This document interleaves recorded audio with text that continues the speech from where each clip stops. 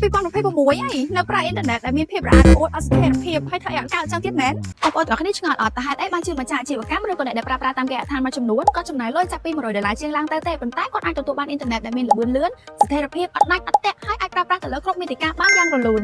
ប៉ុន្តែសម្រាប់ម្ចាស់អាជីវកម្មឬក៏អ្នកដែលប្រើប្រាស់តាមគេហដ្ឋានមួយចំនួនគាត់ចំណាយតិចមែនប៉ុន្តែគាត់ទទួលបានអ៊ីនធឺណិតដែលមានភាពរហ័សរហួតហើយប្រើប្រាស់អត់កើតទេធ្វើឲ្យអាជីវកម្មរបស់គាត់មានភាពរាំងស្ទះទៀតអតិថិជនប្រើប្រាស់អ៊ីនធឺណិតអត់កើតខាត់បងទាំងពេលវេលាហើយបាត់បង់ទាំងអតិថិជនទៀតហើយចំណាយលុយអស់ឡើងច្រើនហើយអត់ត្រូវជាមួយនឹងតម្រូវការប្រើប្រាស់ទៀតអញ្ចឹងតាមមកពីមូលហេតុអីទៅតាមពិតការប្រើប្រាស់និងការជ្រើសរើសនៅកញ្ចប់អ៊ីនធឺណិតនៅក្នុងអាជីវកម្មឬក៏នៅក្នុងគេហដ្ឋានគឺមានច្រើនជាងអ្វីដែលបងប្អូនគិតទៅទៀតបើសិនជាបងប្អូននៅតែបន្តចំណាយនៅក្នុងការប្រើប្រាស់អ៊ីនធឺណិតដែលមិនត្រឹមត្រូវទៀតនោះមិនមែនមានបញ្ហាអ៊ីនធឺណិតមិនដំណើរការនោះទេគឺមកពីបងប្អូនមិនទាន់បានជ្រើសរើសនៅទំហំអ៊ីនធឺណិតឲ្យបានត្រឹមត្រូវទាំងអស់នេះលែងជាបញ្ហាទៀតហើយប្រសិនបើបងប្អូនជ្រើសរើសកញ្ចប់អ៊ីនធឺណិតមួយដែលត្រឹមត្រូវទៅតាមតម្រូវការរបស់បងប្អូនជាមួយនឹងក្រុមហ៊ុនអ៊ីនធឺណិត Neocom លោកអ្នកនឹងទទួលបានការណែនាំប្រឹក្សាយោបល់ទៅលើកញ្ចប់និងទំហំអ៊ីនធឺណិតដែលស័ក្តិសមជាមួយនឹងតម្រូវការអាជីវកម្មឬក៏គេហដ្ឋានរបស់លោកអ្នកការប្រឹក្សាយោបល់នៅក្នុងការរៀបចំប្រព័ន្ធអ៊ីនធឺណិតឬមួយក៏ឧបករណ៍នៅក្នុងទីតាំងរបស់លោកអ្នកមានភាពច្បាស់លាស់និងអាចប្រើប្រាស់យ៉ាងមានប្រសិទ្ធភាពជាងមុនការចំណាយទៅលើអ៊ីនធឺណិតចំគោលដៅនិងចំណេញពេលវេលាសេវាកម្មគ្រប់គ្រងអតិថិជន24ម៉ោងជារៀងរាល់ថ្ងៃនិងរហ័សនៅក្នុងការដោះស្រាយបញ្ហាជូនអតិថិជន